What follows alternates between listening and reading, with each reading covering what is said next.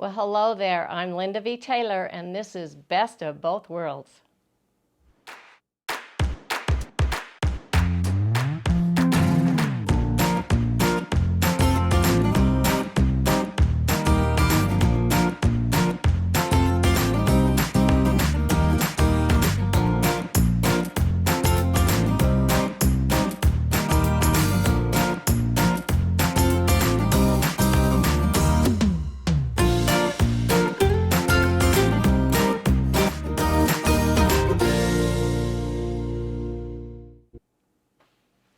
So often we want to do a quilt that has an edge to edge, or deserves an edge to edge, a really pretty one, but we want to do the border perhaps a little differently. And so that's what I'm doing today. Let's get started. This beautiful pieced batik quilt, and I just love the colors, and my sister did such a good job on the points. But as I looked at it, I know I could do it custom, but it's just going to be used as kind of a throw, maybe a twin size quilt. And so I wanted to just do an overall, but then these black areas on the outside and you probably get quilts like that, you know, where you have certain areas that you want to do custom. And you can do that without easily and then still do your pantograph in the middle. And so that's what I did. And I chose this wonderful, it's actually a fill pattern. It's a puzzle.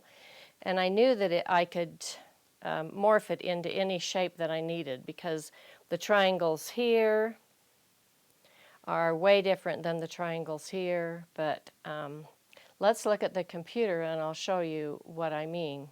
This one is a dimensional puzzle, because it starts big and then it gets smaller toward the center. And that part of it is what I really liked. I wanted to pull some ideas up of maybe what I wanted to put on. This is going to be basically an overall pattern, edge to edge. And I really liked this one. Oh, actually, I liked that one. And these were more floral, and I thought this might be for my grandson. So, but I love this one with the points. And let's see what the name of that one is. It is 2280 Points and Curls.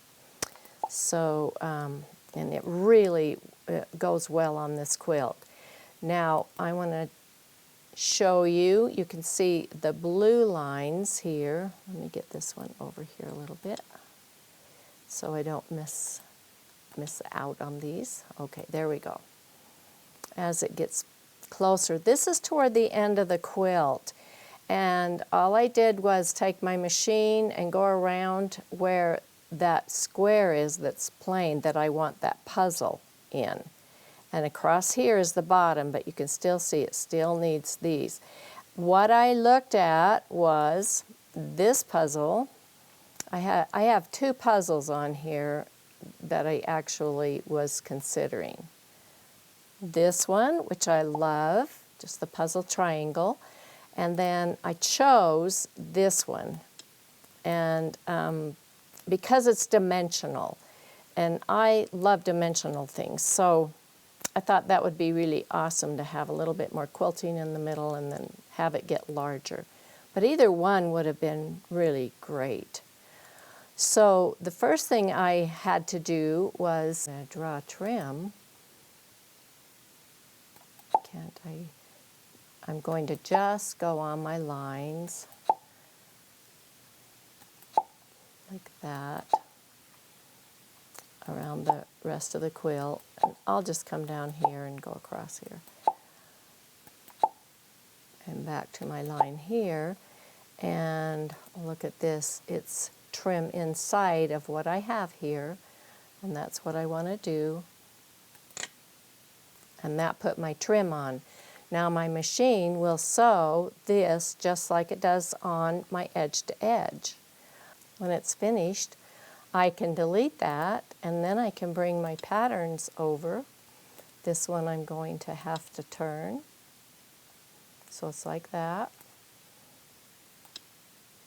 And then all I have to do is get it to the, and I'll be using my gray handles to get it in there, of course.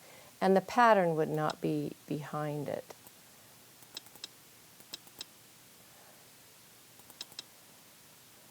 Because these are going to allow me to just put it anywhere I want in there and make it fit exactly in that triangle. And if you look at this side over here, you can see that's a really strange triangle, not isosceles. And so this was the pattern that I used in there.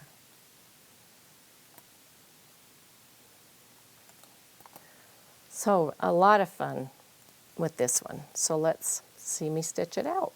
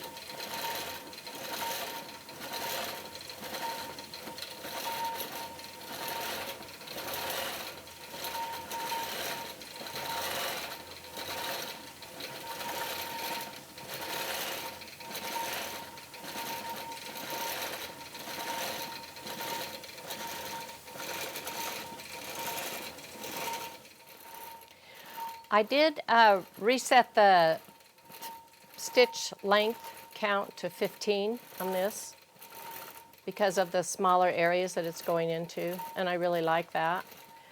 Also, I am using Superior's Fantastico thread, and it's a variegated thread, but you can hardly tell on this black, but there's some lighter areas and then some darker, browner areas, which is making this just look fantastic.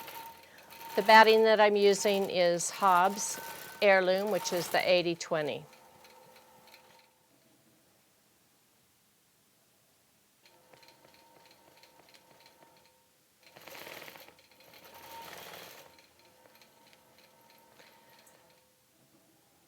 If you don't want it to jump across things like that, you could actually go in and trim out little parts, but it's not a problem for me. I just let it go where it needs to because it's really easy to cut these threads. And they're very secure. It does a backtrack everywhere it needs to.